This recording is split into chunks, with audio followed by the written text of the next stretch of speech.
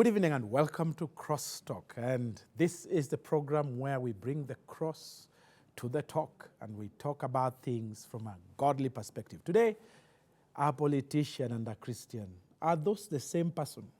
Is it possible for a politician to be a Christian and vice versa? A very able panel here today, the Honorable CPA Julius Ruto, MP Keses. Welcome, Julius. Thank you so much.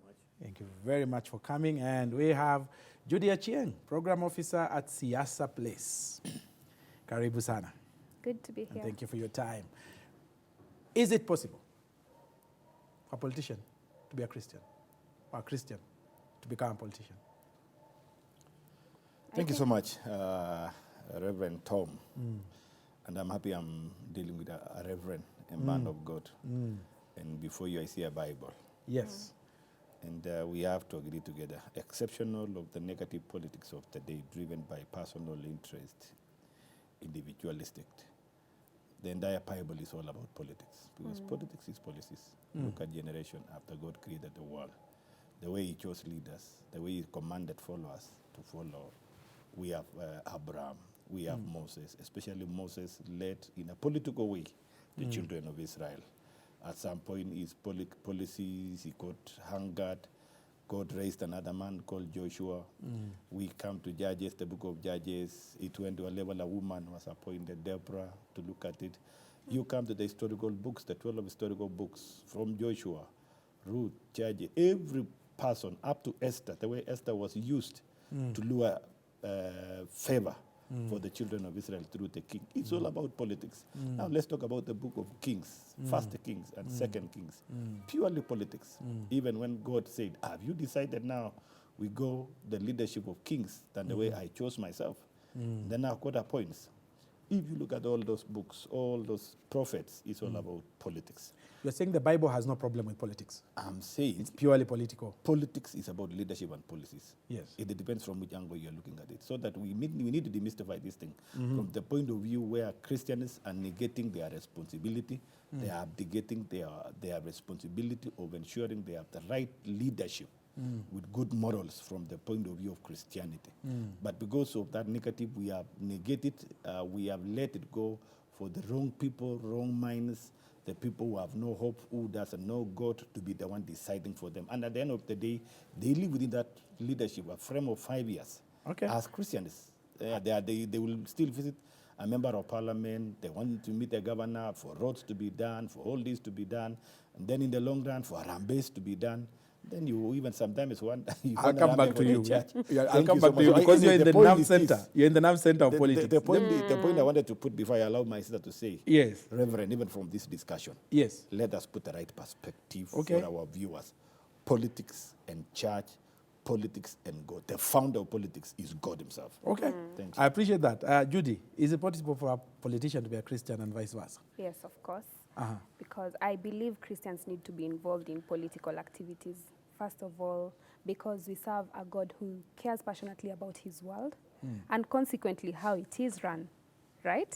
That's the God you all serve. We know how God was passionate even in Genesis, as he said, when he was creating the world. He's passionate about his creation. And definitely a good manager is always keen to see that everything is going well. And that is the politics of the day. So even the Bible that is ahead of you, it's purely political. It's a political tool. Yeah, it is a political tool. In that it talks about how God wants people to behave towards each other, act towards him. And this also involves the economics and the law. Like the Finance Act that was recently passed. That's the law. That's in the Bible. Okay. We then have to talk about Christians, because you have said God has no problem with politics. The Yeah. Bible has no problem with politics. Mheshimiwa, you've referred to negative politics. I want to say, both opposition leaders and government leaders are all members of churches. Yes. And the mosque. Yes. But let's restrict ourselves to churches. So, where's the disconnect? What's going on? The whole issue is how we perceive these things. Yeah. Because for quite some time, of course, we are not going to deny the fact that we live in a difficult economic situation. And most of the time, few individuals with their own interests and their little ability they have money to influence our decision for the benefit of them. You see, when during the time of campaign, somebody comes and pours money, you understand? All of us, because it's a reality, you need food to be on the table. I choose Reverend because I see Reverend as money, not because he has any content beyond that. You understand? So it's because somewhere, somehow, which other countries of the world we regard as first countries, because their discussion in the table of politics is not our discussion here. And then the issue of tribalism, we have capitalized on the aspect of ethnicity much, that if Tom comes from my community, I have to stand by him. Whether he abuses, whether he says, some politicians are on record saying And nasty words, but still, when they utter those words, it's the more they gain more following.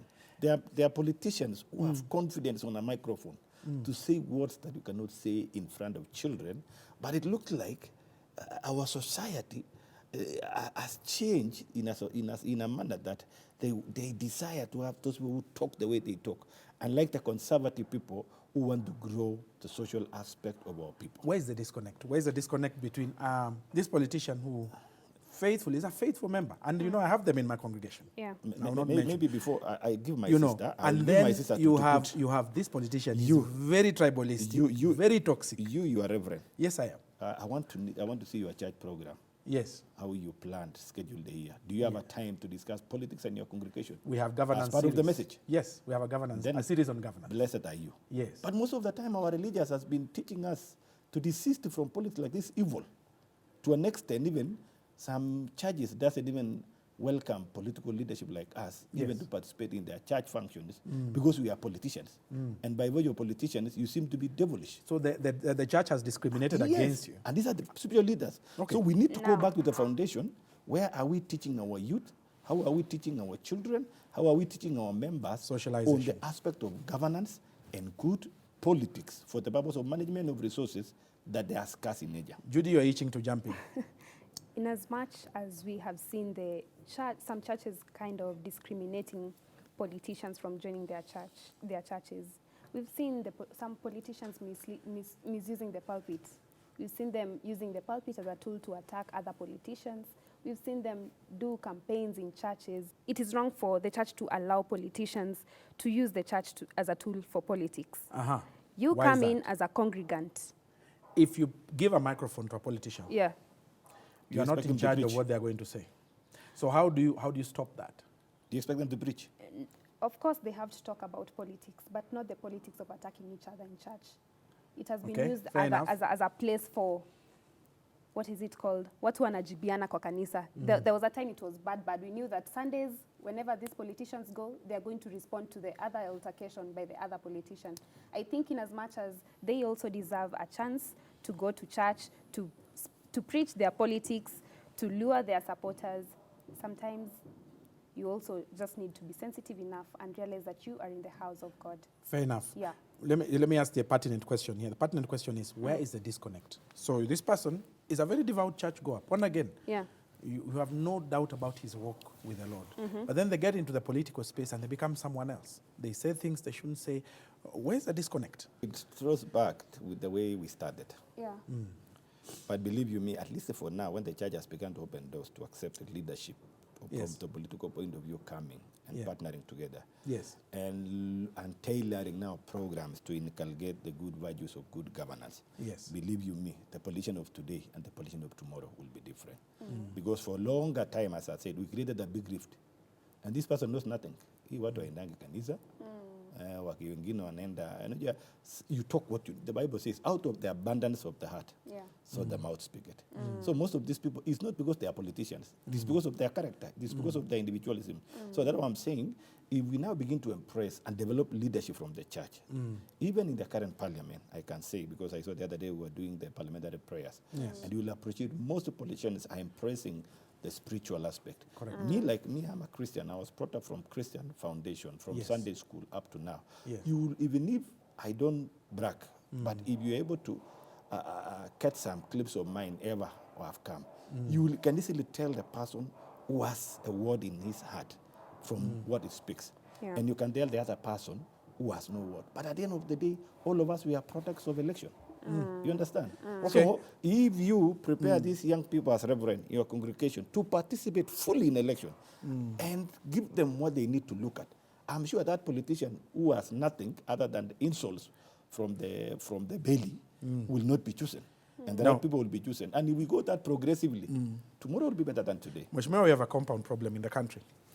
Two sides of the divide, each of them have pastors. Each of them. Yes. Without question. Yes. The opposition, every one of them has a pastor.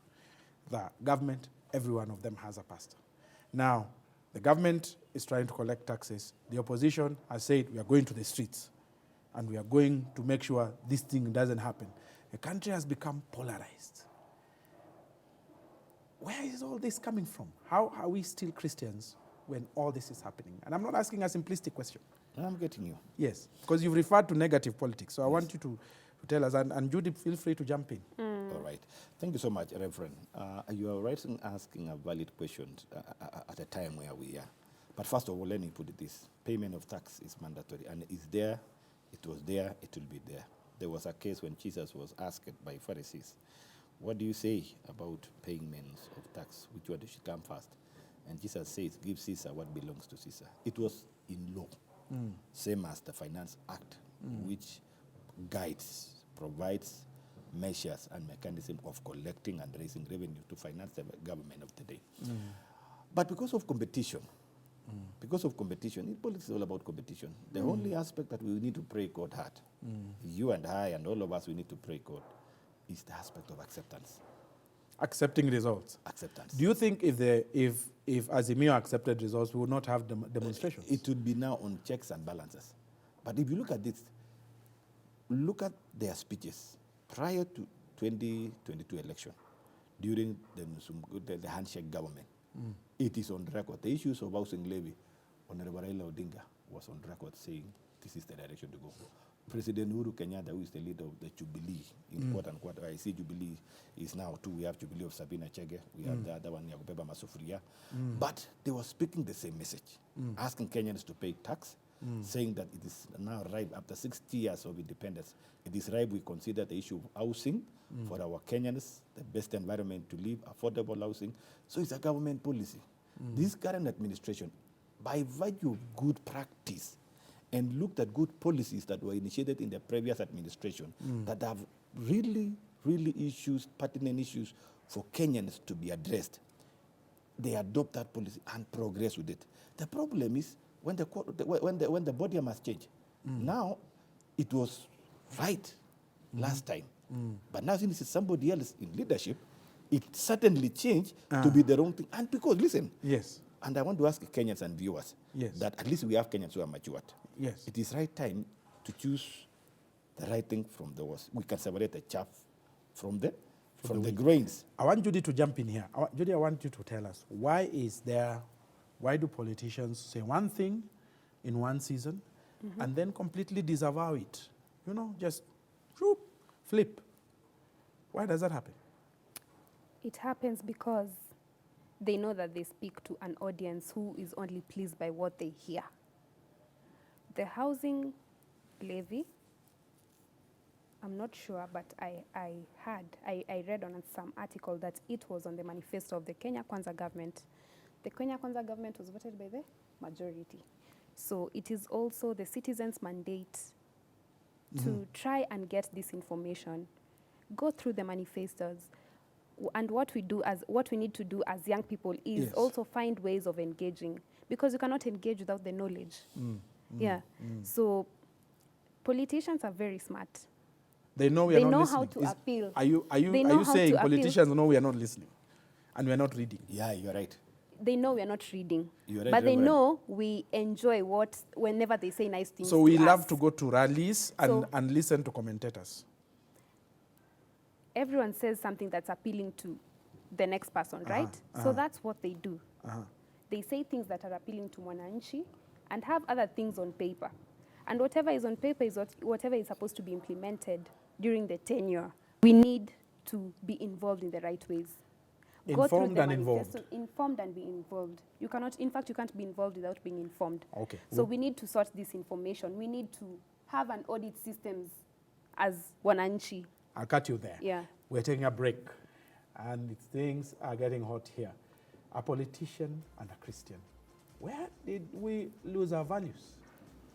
We're taking a break. We'll be back.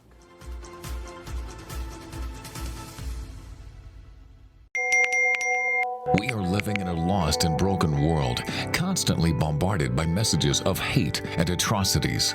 But with God, we can overcome. Find hope and restoration on the go through life-changing shows on the Family Media app. And then you will lose yourself and gain the world. And Jesus said, what good is it?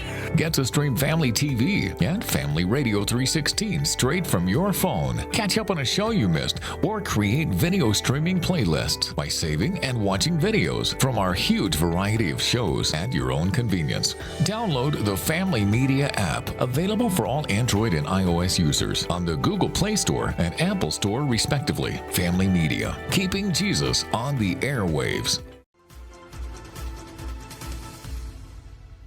Welcome back to Crosstalk, and we are talking today about a politician and a Christian. Is that the same person? Where is the clash between Christian values and politics? And before we took the break, Judy, you were on it, but Mheshimiwa, you were itching to come in. So here is your opportunity to respond. Now, you're asking a very valid question. What is this that changes? Yes. When the stand change?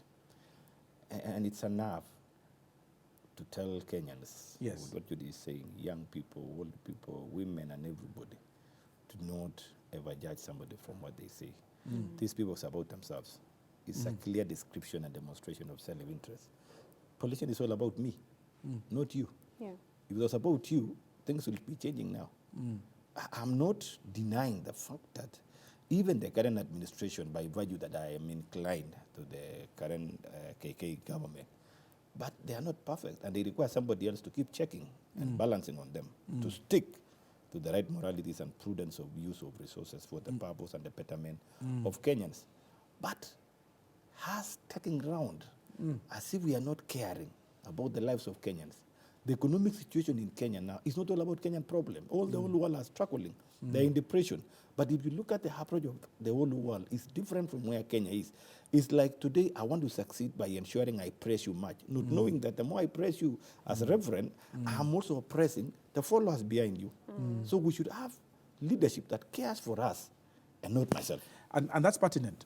Some Kenyans have accused you in government, Kenya Kwanza government, of trying to kill them with hunger by bringing in unmanageable taxes and unmanageable costs of living. How do you respond to that in view of scripture? My brother, Yes. I'm sure you said you are always on media. Yes. Tell me how much you started the finance bill even before you signed. Beside looking at the VAT which was raised on fuel. It has many good Tell me things. the VAT which was eliminated on fertilizers. Tell me the VAT which was removed on farm inputs, the sprays, on animal vets. Yes. Leave alone even the human drugs and the equipment relating to hospital and excise duties. Yes. Tell me all this. Tell me the excise duty which was reduced on mobile funds transfer. Yes. Tell me all this that is gearing towards productivity, because the solution to hunger is about production. And believe, listen to me, as we talk now, Kenya, we are net importer of food, Yes. not even of the technology and the other things that other countries are much advantageous over us. Are you saying, but the therefore, moment we are importing food as a country, Mheshimiwa, are you saying, therefore, that these high taxes are only temporary and that yes. it will go down to fix a problem? Look at this. You see, the economy is circle. You understand? You touch one hand, you pull. It's like we used to call the beam balance. As it is right now, what the economy is trying to focus is production. Yes. And especially food. You see, food is the most contributor to inflation. Yes. In terms of cost of living. If we address food by producing ourselves, ensure the producer is stable by improving his livelihood. Yes. Ensure food that you produce locally gets to the market. Other than importing maize, you see now a bag of maize, holding other factors constant, is around 3,000 to 4,000. But that imported one bag of 90 kilos is around 10,000 to land to Kenya. I will allow you this. But you see, some policies there before end up destroying production and creating a gap. And then the story of subsidy on imports to create business for some few people. Okay, so there is somebody there in the middle eating. There's a problem Judy, there. what do you want to say? That's not the problem. The Reverend has said, in as much as the Finance Act had a lot of taxes, there are also some good things. But what is the government doing to create awareness on these good things? First of all, I'll ask, was there enough public participation around the finance bill? Yes. Enough. Enough. Very Quality enough. public participation. I sit in Committee of Finance and National Planning. We had 2 weeks. We met direct agencies and stakeholders, more than 400. Great. In Hotel Hildon Garden. Okay. We had a one-day session at KICC where we invited the citizenship, the Raya, we call Raya, the Mwananchi Day, to come and express. And you could listen those who are benefiting, supporting it. There are some areas I don't refuse, like the area of metal industry were affected by virtue of the excise duty, what you call export levy. But you see, over time, imports from outside the country, yes, they are cheap. But in the long run, it's only going to focus on small section of the sector. And you see, it's the duty of every administration, first of all, to address the problem. Problem is food and lack of employment. So some of these taxes was to balance off so that the local production can rise. And when you rise, when steel mill in Eldoret, where I come from, gets back to its feet, how many people are going to be employed? Let me bring in Judy. Judy, you seem to want to say something. Please say it. I hear a lot of access issues. The first one was at Hilton Garden Inn. Yes. The second one at KICC. Yes. KICC's capacity is and how then many we people? did- No, how just I can't tell, but they were around 500, 600, almost 500, 1,000. Yes. 600? Yes. In a country where the population is And 47, yes. close to 50 million, right? Yes, yes. The public participation was done in KICC Nairobi. What about the young person? What about the citizen in Turkana who raised their view? And then you see also, in as much as you're saying all these nice things about fuel having a global crisis, about whatever taxes we are remitting right now will come in handy in future, citizens have trust issues with the government. So would you, We are will you shut down the government because No, there's no trust? we won't shut down the government. But what I'm insisting on is awareness. Awareness needs to go to people because people already lost it. They don't have trust anymore with the government. That's why you had a lot of people saying, after your 7 years yenye tunaambiwa pesa itatokea, itatoka kweli? Because people don't trust you anymore. But you see, okay, that's a fact now, Judy. So are we telling ourselves, can we shut down Kenya? Because there's no more trust.